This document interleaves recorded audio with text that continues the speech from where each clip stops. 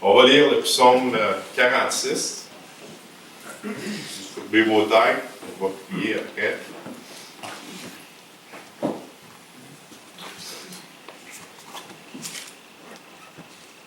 Dieu est pour nous un refuge et un appui, un secours qui ne manque jamais dans la détresse. C'est pourquoi nous sommes sans crainte quand la terre est bouleversée, et que les montagnes chancellent au cœur des morts. Quand les flots de la mer mugissent, l'écume se soulève qu'à faire trembler les montagnes.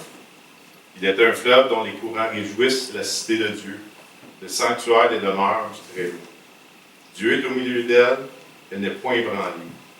Dieu la secourt dès l'aube du matin. Les nations s'agitent, les royaumes s'ébranlent. Il fait entendre sa voix, la terre se fond d'épouvante. L'Éternel des armées est avec nous. Le Dieu de Jacob est pour nous une haute retraite. Venez contempler les œuvres de l'Éternel. Les ravages qu'il a opérés sur la terre, c'est lui qui a fait cesser les combats jusqu'au bout de la terre. Il a brisé l'arc, il a rompu la lance. Il a consumé par le feu les chars de guerre. Arrêtez et sachez que je suis Dieu. Je domine sur les nations, je domine sur la terre. L'Éternel des armées est avec nous. Le Dieu de Jacob est pour nous une haute retraite.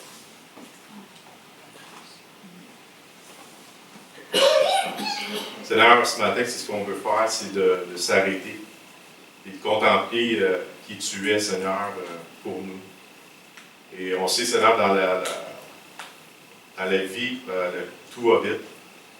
Et souvent, on ne prend pas le temps, Seigneur, de s'arrêter justement, puis d'admirer qui tu es pour nous. Ce que tu as fait, Seigneur, puis de vraiment aller se réfugier en toi. Comme ça, le psaume dit, cette haute retraite, c'est d'aller se reposer en toi, Seigneur. Mais apprends-nous, Seigneur, à s'arrêter. Et rappelle-le-nous aussi, Seigneur. Merci pour chacun des frères et sœurs qui sont ici, Seigneur, que tu puisses les bénir, les préparer, Seigneur, à recevoir ta parole, et à toucher les cœurs, et à encourager ceux qui sont découragés, à renouveler les forces ceux qui sont épuisés, de bénir chacun qui sont ici. On te prie aussi pour ceux qui ne sont pas là, qui sont malades dans leur corps, de les relever, de restaurer, de les guérir, Seigneur.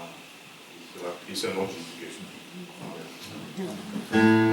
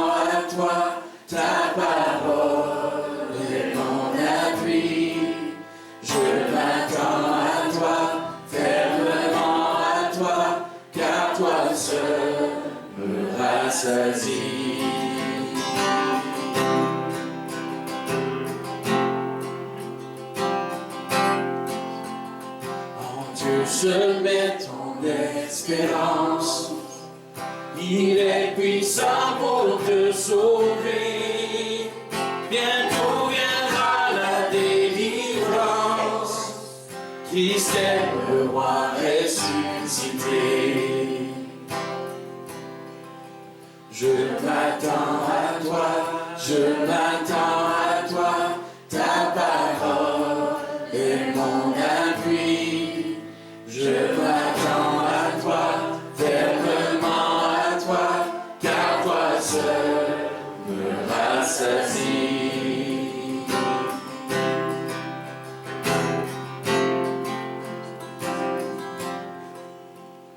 Pour un chemin est tracé, Dieu lui-même a payé le prix. En lui notre foi est placée, son sacrifice nous guérit. Je m'attends à toi, je m'attends à toi, ta parole est mon appui. Je m'attends à toi, fermement à toi, car toi seul me rassasie. Je m'attends à toi, je m'attends à toi, ta parole est mon appui. Je m'attends à toi, fermement à toi, ton amour est mon abri.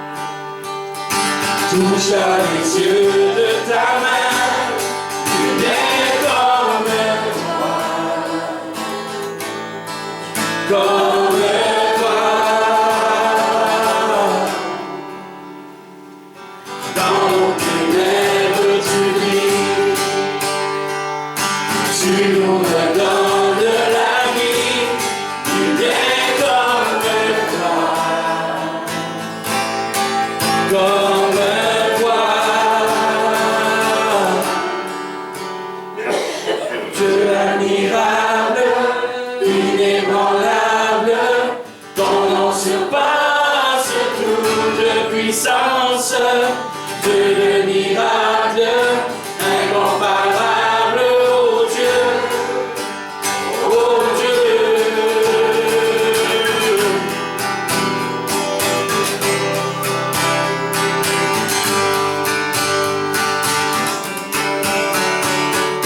Tu transformes l'eau en vin,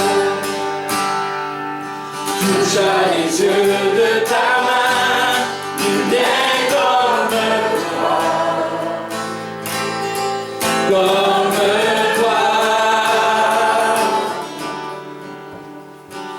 Dans nos ténèbres tu brilles, tu nous redonnes la vie, nul n'est comme toi,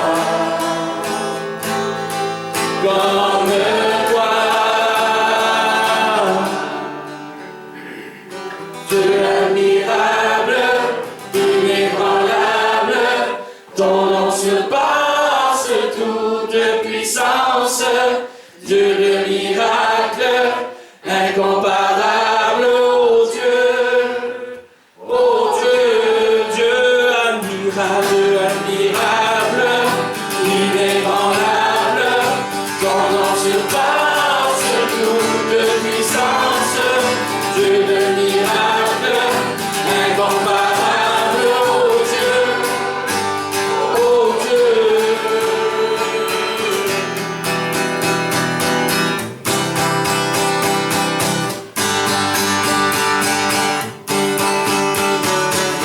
Si notre Dieu est pour nous, qui pourra nous arrêter?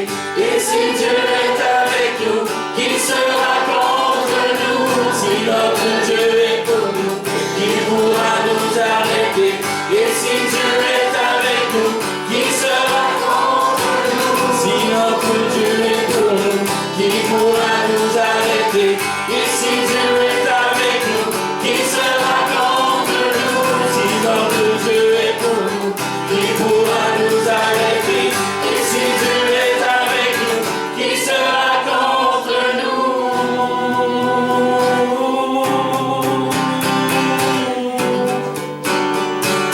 Qui sera contre nous?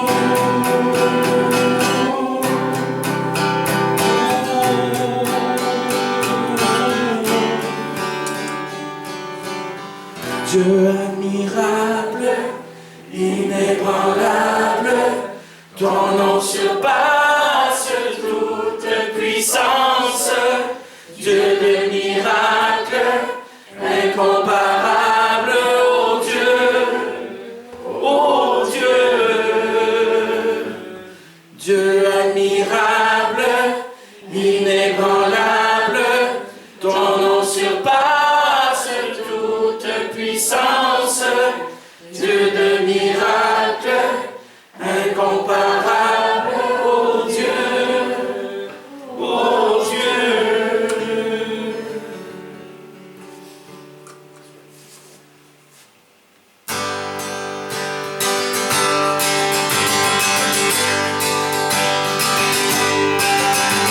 Tu as fait des étoiles, des sommets, des montagnes, des nuées et nos copains,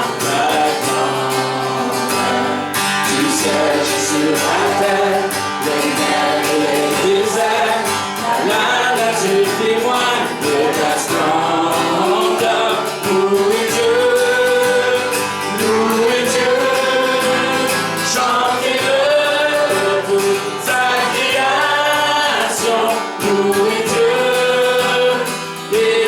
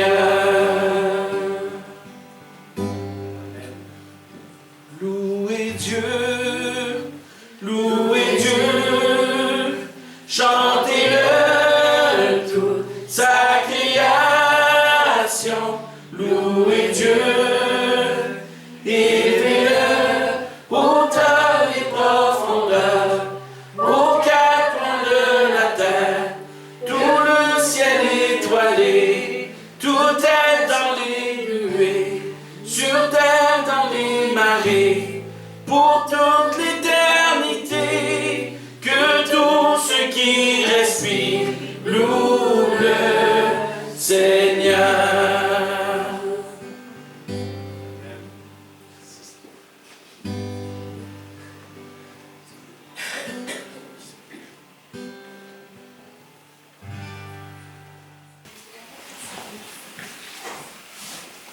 Je vais commencer une série sur, en fait c'est une suite sur ce que j'avais commencé sur la prière, mais tout est en lien avec la prière.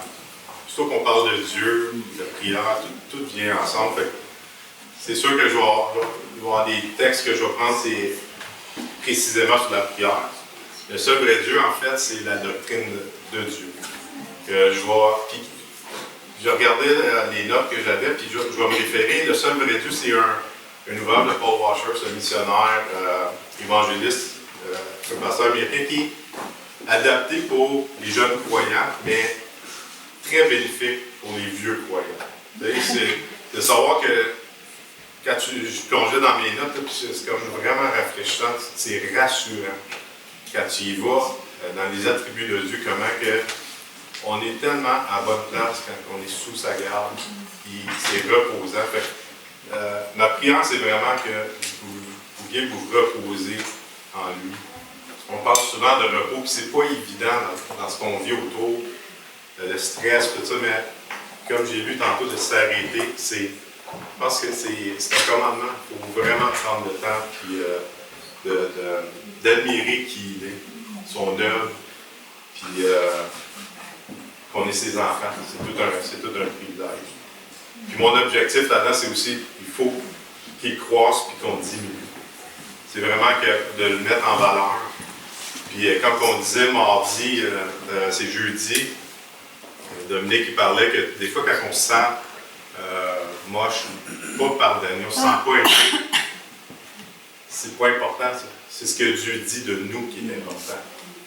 C'est notre cœur abondant, Dieu est plus grand que notre cœur. Puis il faut tout le temps garder ça en perspective. Puis Dominique il disait dans ses prières, c'est ça lui fait du bien parce qu'on est en train de proclamer ce que Dieu dit, plutôt que qu'est-ce qu'on pense. Ça c'est important, puis c'est la même chose, la doctrine de Dieu, c'est ça le but, c'est vraiment de ce qu'il dit de nous et ce qu'il dit de lui aussi. Le seul vrai Dieu, c'est notre Dieu, notre Père. On a la prière de notre Père que le Seigneur nous a donnée. La première partie est centrée sur Dieu. Puis après, c'est les besoins. Mais tout va ensemble, c'est relationnel tout ça. C'est pas un divisé, mais quand tu mets ton focus sur Dieu, les besoins changent. Notre regard sur la vie change. Le pardon est plus facile aussi. Quand on sait pardonner, c'est beaucoup plus facile de pardonner. J'ai prêché là-dessus dernièrement, mais c'est lui qui va le faire. Ne cherchez pas en vous-même, c'est Dieu seul qui va le faire. Savez-vous comment je me sens en étant la plupart du temps dans le monde séculier? Plusieurs, tout le monde sait que je travaille dans une place où il y a 450 employés. Puis, Acte 17-16, ça dit, comme Paul s'attendait à Athènes, vous vous souvenez quand Paul rentre à Athènes, il sentait au-dedans de lui son esprit s'irriter à la vue de cette ville pleine d'idoles. Tu sais, souvent on va dire, ouais, mais c'est des pécheurs, mais c'est normal en tant que croyant que quand on est entouré de tout ce qu'il dit, la pensée du monde, que ça vient nous chercher, puis ça peut nous fatiguer, puis c'est pas facile. Et Paul vivait ça. Mais c'est souvent une belle occasion de présenter l'Évangile. Et c'est ce qu'a fait Paul à Athènes. Il a présenté Christ. Puis c'est de chercher cette occasion-là, de vraiment présenter le Seigneur dans toutes les situations de nos vies. C'est pas des grosses choses d'évangélisation, c'est dans notre quotidien, dans la vie ordinaire.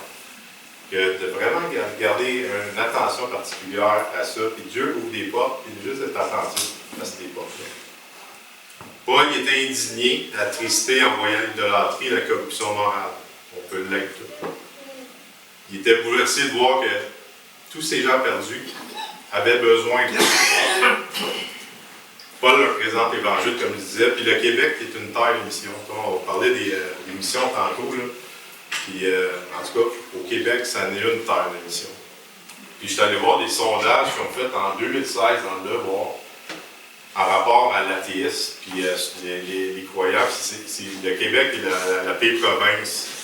Les gens ne croient pas en Dieu ou ils n'ont aucune idée c'est qui Jésus. Il y a le Québec, Colombie-Britannique, puis les autres, après, ils sont beaucoup plus croyants au Québec.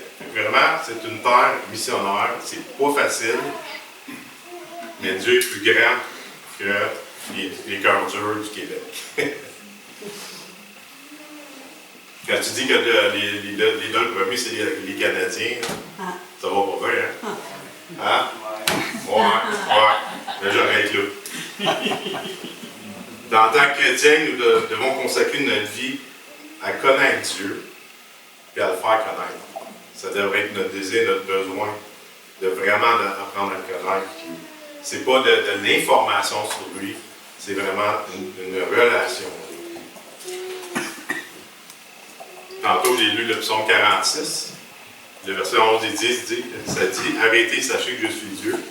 On pourrait dire « Arrêtez et reconnaissez que je suis Dieu ».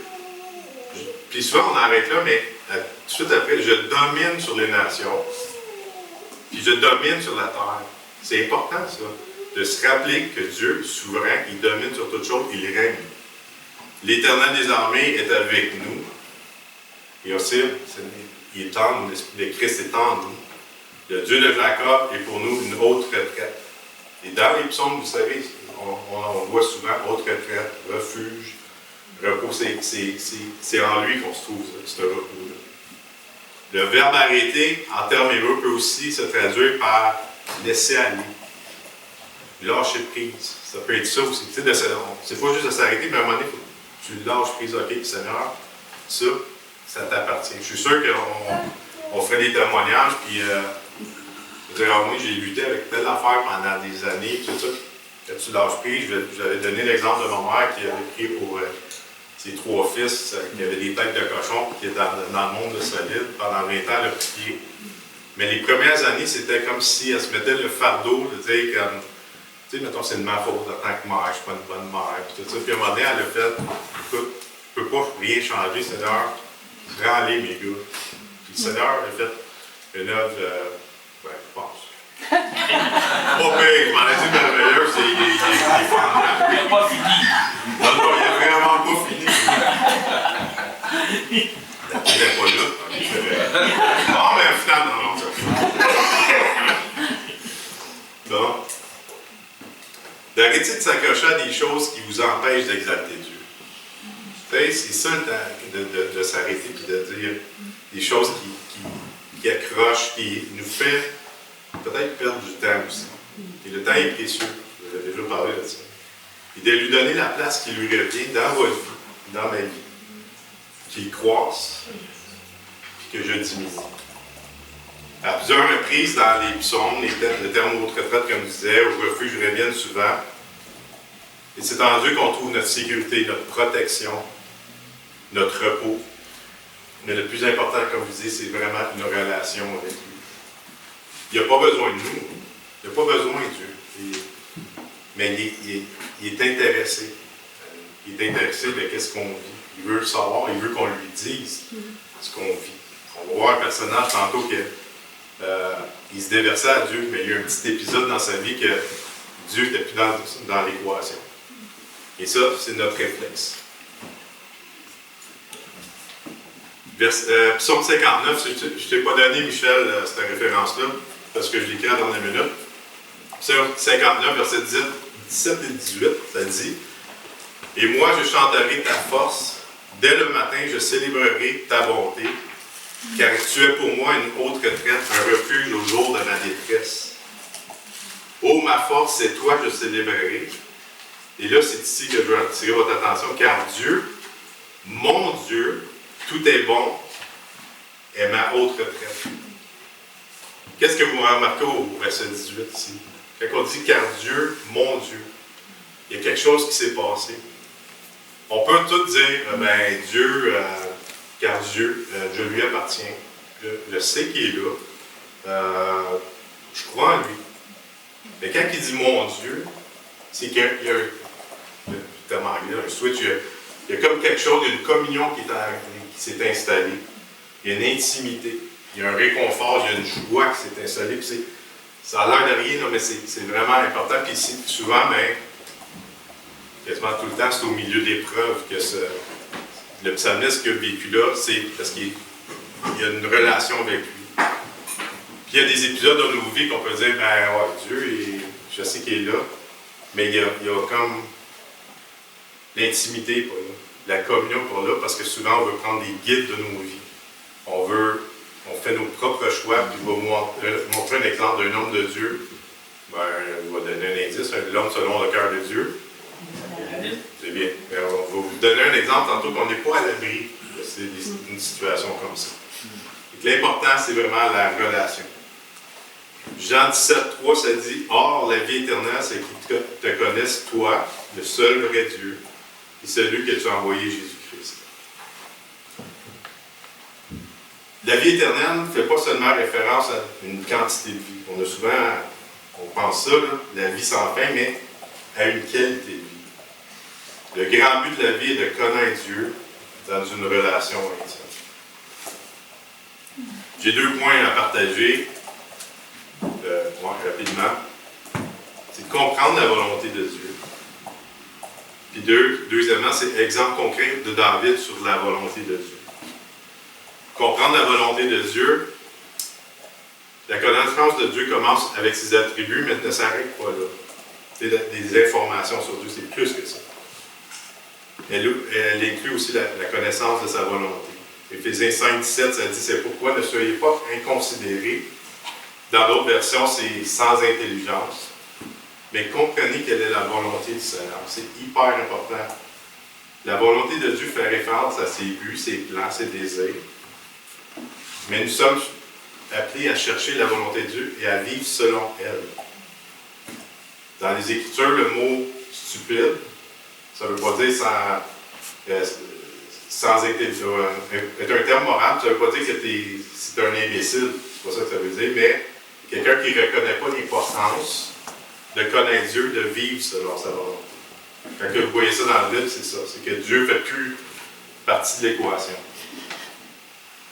Dans la Bible d'études de la foi réformée, vous l'avez vu, je vais lire un article. J'ai voulu le résumer, puis là, j'étais là, attends, je ne peux pas couper ça. Fait que je vais le lire, c'est peut-être un petit peu long, pardonnez-moi. Mais je vais faire des commentaires au travers de ce texte-là. Ça parle des trois manières de parler de la volonté de Dieu. De la volonté décrétive. Dans le fond, c'est la volonté souveraine, cachée. Et ça, c'est quelque chose qui peut nous déranger, parce que, surtout qu'on n'a pas le contrôle, qu'on se dit, OK, on ne comprend pas les choses de Dieu, mais il faut l'accepter, ça. De la volonté aussi préceptive, qui est la loi, l'ordonnance, la parole. De la volonté disposition, en fait, c'est l'attitude de Dieu, c'est ce qui lui plaît, ce qui lui déplaît, ce qui lui déplaît. Je vais vous lire l'article, puis je vais le commenter en le lisant.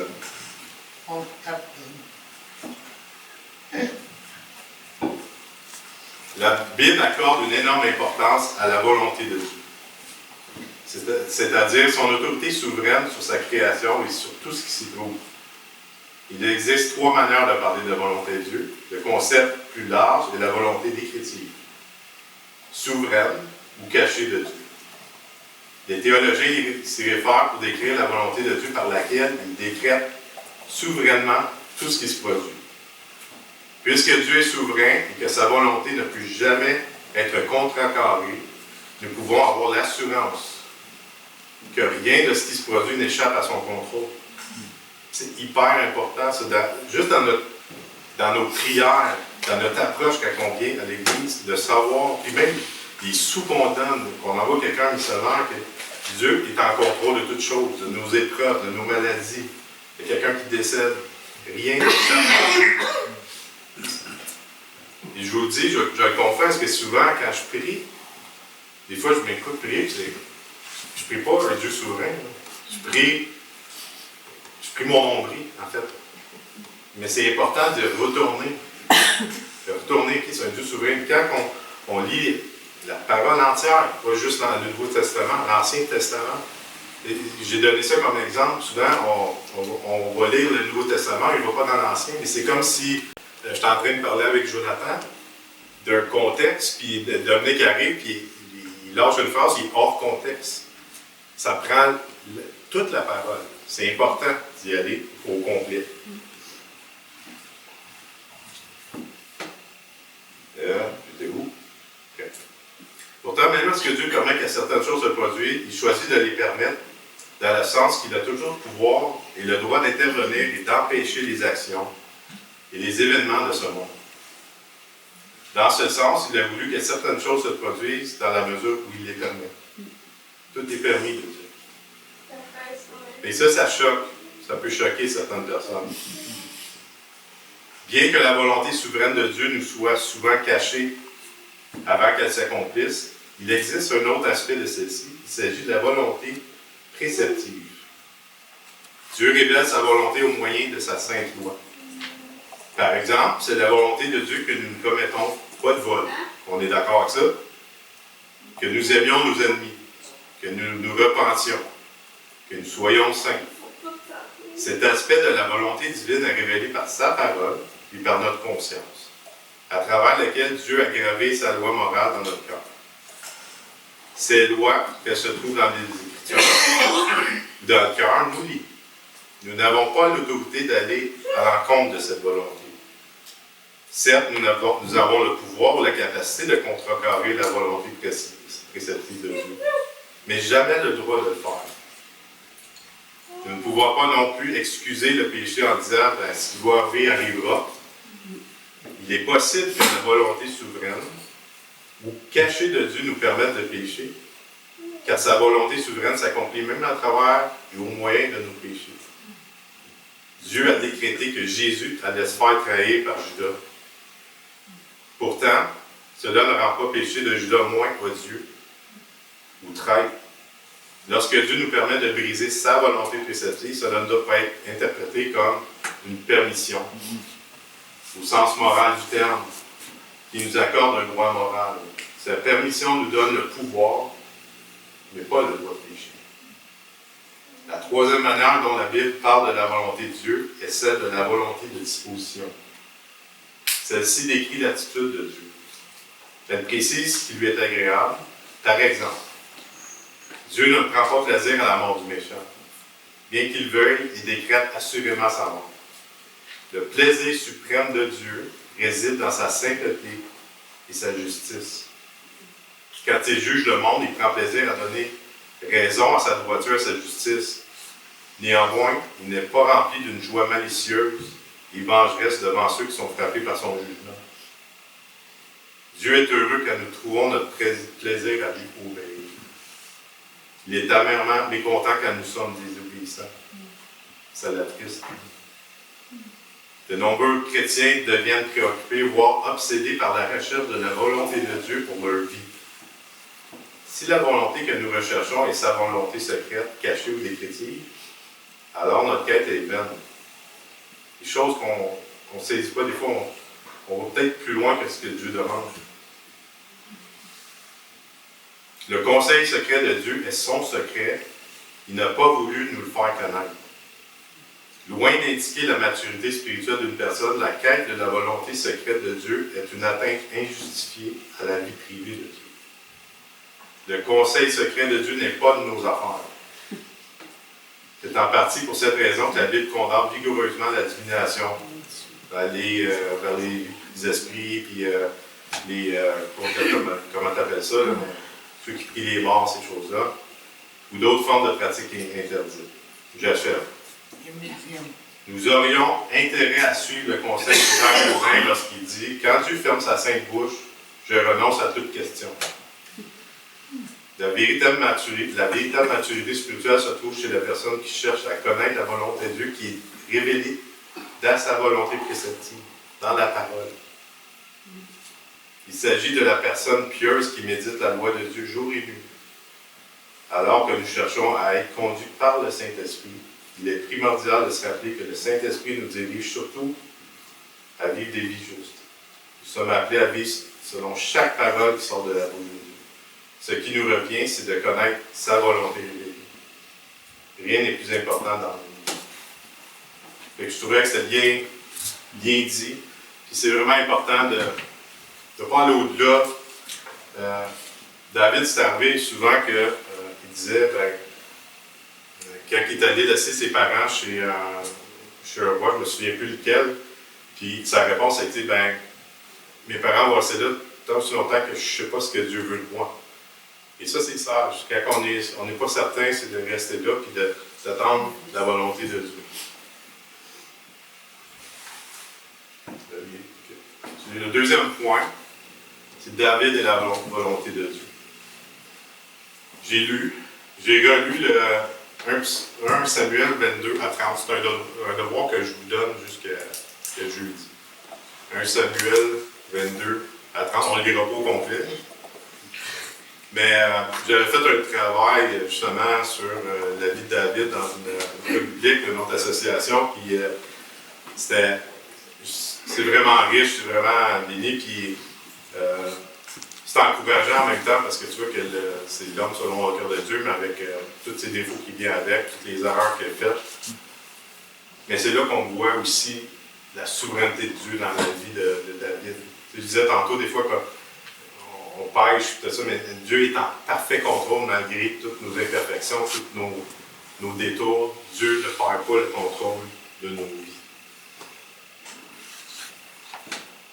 C'est l'épisode, au chapitre 22 jusqu'à 30, c'est l'épisode où il fuit le roi Saül.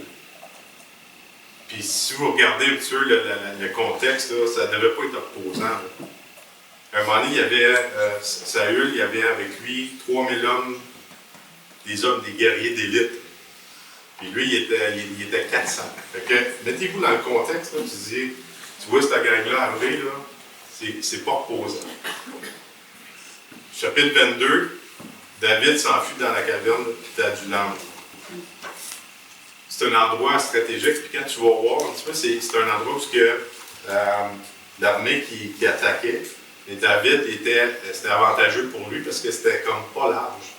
Fait que c'était un peu comme film 300, là, où tu sais, il ne va pas en passer une tonne, fait que c'était stratégique. David était comme assez brillant. Puis quand vous regardez un peu comment Dieu l'a façonné, il le préparait pour être roi d'Israël.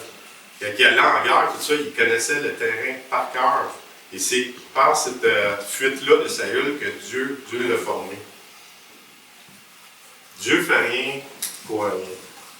Quand il nous façonne, quand il nous fait passer par l'épreuve, c'est jamais dans le vide. C'est tout le temps dans le but de lui donner la gloire et de se faire connaître. Ses frères et toute la maison de son père sont allés le rejoindre, David, dans cette caverne-là. Puis, ce que ça dit, là, David, il fuit. Puis là, il y a une gang de mécontents qui arrive. C'est tout du monde qui ont des dettes. C'est sa famille qui est venue le rejoindre. Mais rappelez-vous, sa famille, là, quand il était loin d'huile par Samuel, il n'était pas aimé dans sa famille. C'était le dernier berger, dans le fond des champs. Fait que, tu sais, il y a sa famille qui est allée rejoindre, les mécontents, puis un autre groupe. Là. Fait qu'il est entouré de cette gang-là. Là, David, il est là, il dit, bon, OK, qu'est-ce que je fais? Mais David, il n'a pas l'air à chialer. C'est pas écrit dans la parole qu'il n'est pas content. Peut-être qu'il était vraiment content de voir, OK, il va avoir de l'air. Cette petite gang-là, de 400, ça a été son armée. Ça a été ses guerriers. Tout le long de son règne d'Israël. C'est sûr qu'il y en a qui sont décédés là-dedans. Mais Dieu, dans sa souveraineté, est en train de préparer David, de l'équiper à passer au travers et à le préparer à son trône.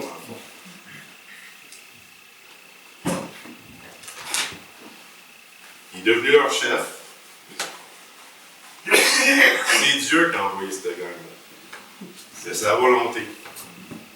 Dans le chapitre 24 et 26, David il épargne la vie de Saül. Vous savez, vous connaissez l'histoire. À un moment donné, il est dans. Je ne me souviens plus du temps, mais il fait ses besoins. Saül. Et David a l'occasion de le tuer. Il est même poussé par ces hommes qui sont allés, ah ouais, l'Éternel est tellement dans tes mains, c'est le temps. Mais David s'est appuyé sur la volonté de Dieu. Que ce n'était pas à lui à éliminer loin de l'Éternel. Fait que des fois, pourtant, c'était louable. Tu sais, c'est l'Éternel qui te le met là. Et David s'est rappelé, c'est Dieu. L'important, c'est pas la parole des hommes. Il s'est appuyé sur l'autorité de Dieu. Les hommes qui sont avec lui mettent de la pression, qui est difficile, mais David craint plus la volonté de Dieu que la volonté des hommes. Il dit que l'Éternel me garde de commettre contre mon Seigneur loin de l'Éternel, il parle de Saül, une action telle que de porter ma main sur lui. Pas Dieu, mais David, il a plein de victoires à ce moment-là. Tu vois qu'il y a comme une certaine maturité, puis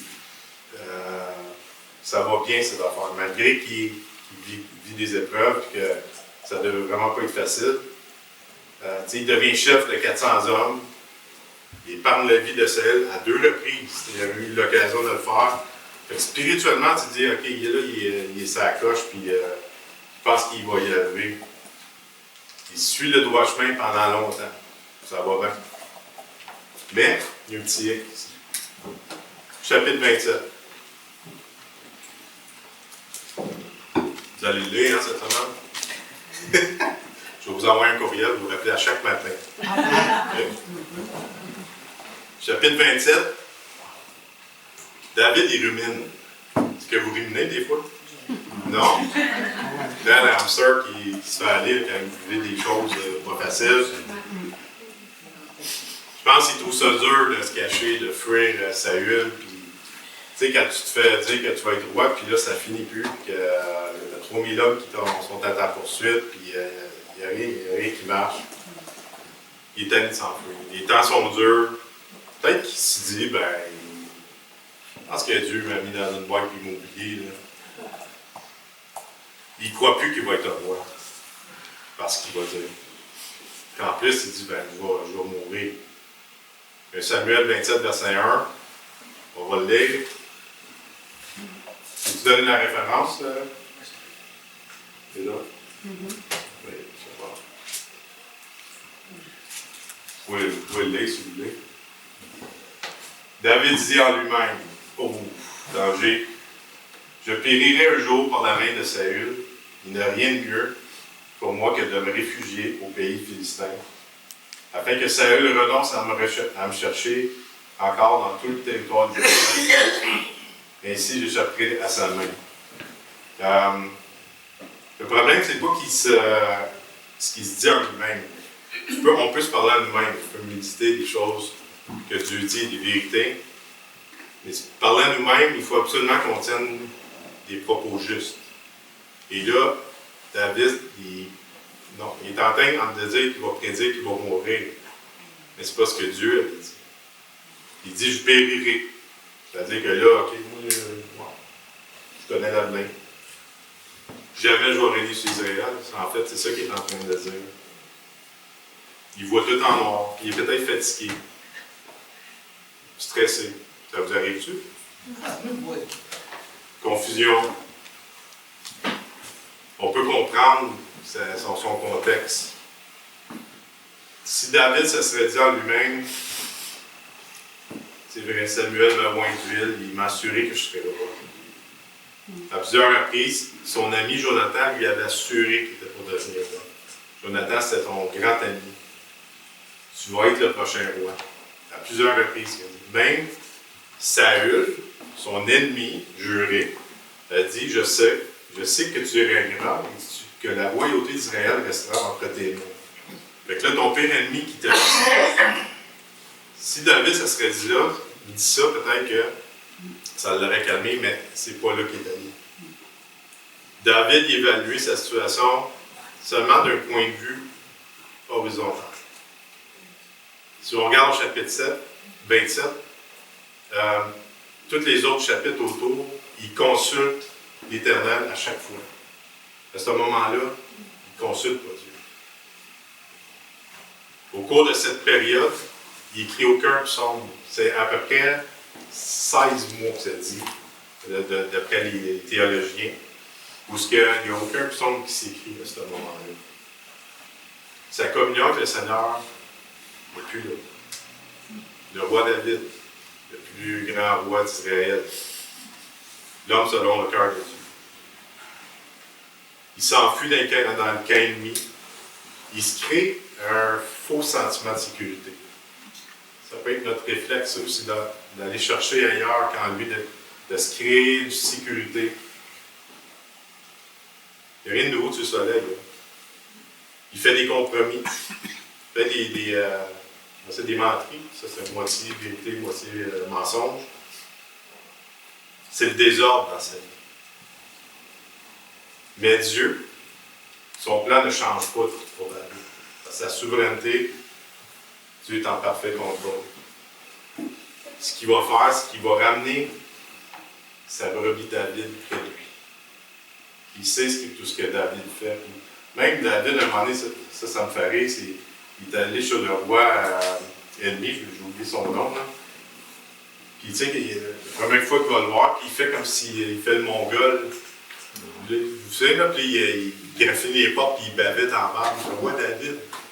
Vous voyez où ce qui était rendu. Fait que sa communion n'était pas avec Dieu. Mais j'imagine Dieu faire qu'est-ce que tu fais là? Il bave dans sa barbe. C'est quelqu'un qui a une barbe, ça? Pas un exemple? Oh non! Hey, l'histoire! C'est correct? Mais il ramène sa brebis David près de lui, mais comment? Dans une grosse épreuve.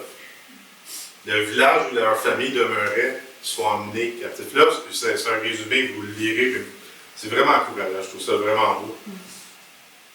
Il revient avec ses hommes, puis là, leurs familles ont été capturées. Les femmes, toute l'équipe. Même ses femmes à lui, il y avait 2 femmes, David, à ce moment-là. Fait que quand on touche à la famille, là, tu dis, OK, là, ça va pas bien. Puis là, tous ces guerriers, tous ses amis proches, ils ont combattu ensemble, ils voulaient le lapider. Pas drôle, ça. Ça fait mal des roches. Et là, David, qu'est-ce qu'il fait? Il reprend courage. Comment? En s'appuyant sur l'Éternel. Il s'est sûrement rappelé de ses promesses, les promesses de Dieu. Il s'est rappelé de la volonté de Dieu. Dieu, mon Dieu. C'était Dieu pendant 16 mois. Je sais que tu es là, mais j'ai peut-être pas le goût de te parler parce que j'ai mes plans, j'ai ma vie. Mais Dieu, il l'a amené à dire mon Dieu, à retrouver cette communion, cette relation avec Dieu. Pour terminer, je vais juste finir avec ça. Souvent, dans le monde chrétien, on va parler de victoire. On a vu que David a eu des victoires, puis là, il a vécu un échec. Mais dans cette épreuve, il y a une victoire, je suis vraiment victorieux. Quand on dit qu'on est victorieux, ça peut être vrai qu'on vit des victoires. Mais c'est quoi un enfant de Dieu qui obtient une victoire? Comment on pourrait dire ça? C'est tout simplement de faire la volonté de Dieu. Dans la vie ordinaire, dans la vie de tous les jours. C'est pas quelque chose de gros, c'est juste simplement de faire la volonté de Dieu. Et c'est là qu'on apprend à le connaître et à avoir une communion avec lui.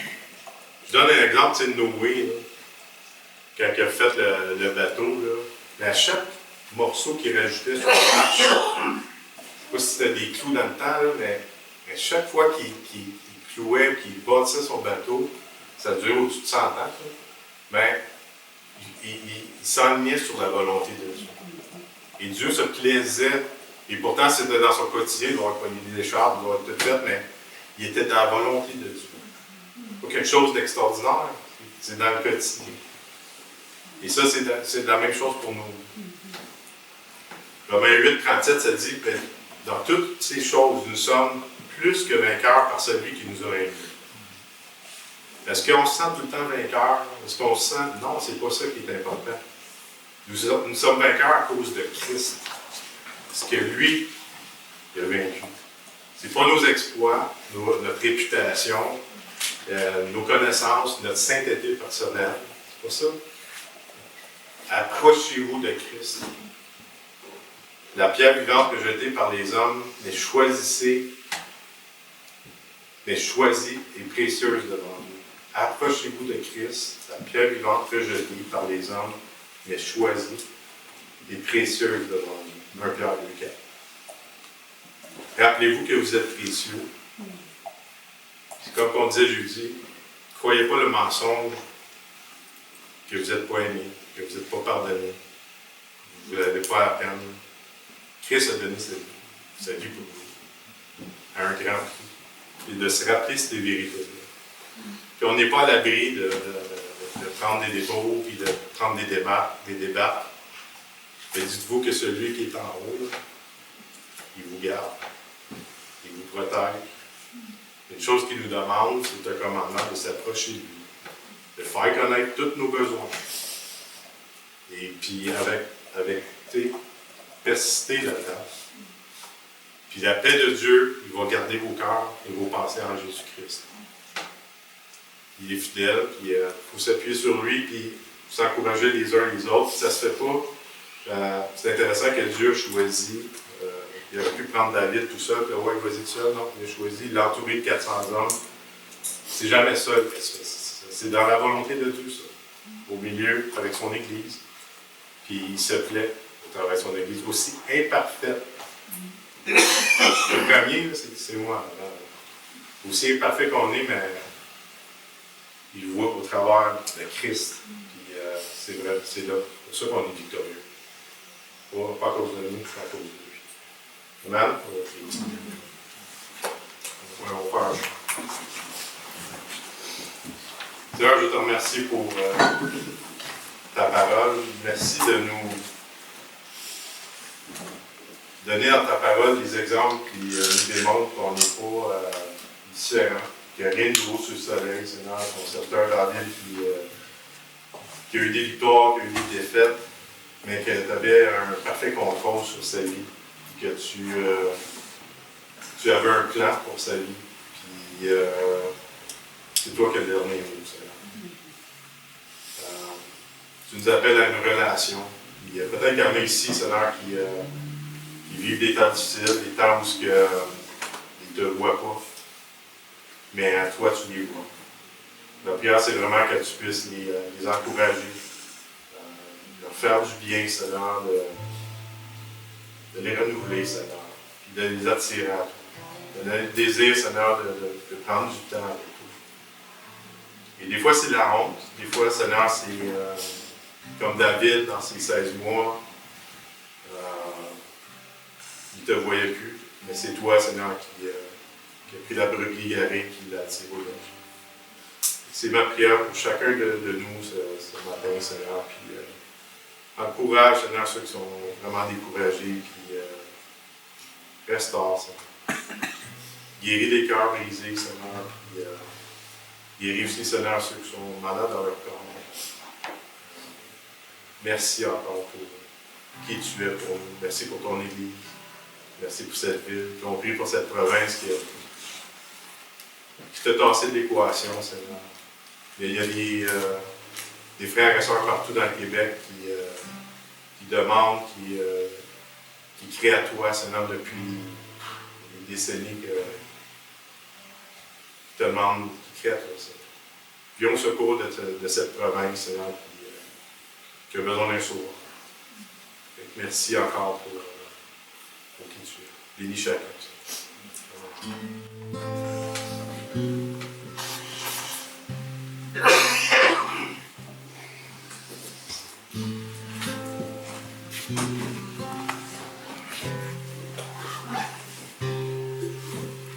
Comme une biche soupira, et des courants d'eau, mon âme soupira près de toi. Tu es tout ce que mon cœur désire et je veux t'adorer.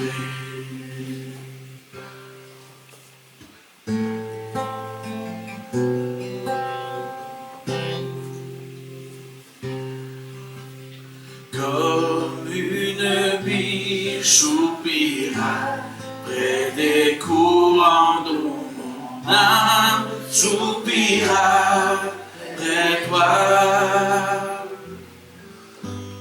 Tu es tout ce que mon cœur désire et je veux t'adorer. Tu es ma force et mon bouclier. Tu es celui à qui je me donne. Tu es tout ce que mon cœur désire et je veux t'adorer. Comme une biche soupira près des courants d'eau, mon âme soupira près toi. Tu es tout ce que mon cœur désire et je veux t'adorer. Merci alors mon Dieu qu'on retourne dans notre quotidien, dans nos vies, peut-être monotones. Encore une fois, tu puisses continuer de nous soutenir, tu le fais toujours. On veut vraiment s'attendre à toi. Par ton Saint-Esprit, tu puisses nous garder à l'affût de ce que toi, tu dis de nous, puis de ta providence et complète, parfaite, qui surabonde. Parce que tu es un Dieu bienfaisant, qui a un plan d'amour et d'abondance pour ses enfants. Qu'on puisse être une lumière dans ce monde, que le nom de Jésus-Christ soit glorifié dans tout ce qu'on fait, dans nos relations, puis même dans nos pensées. Amen. Amen.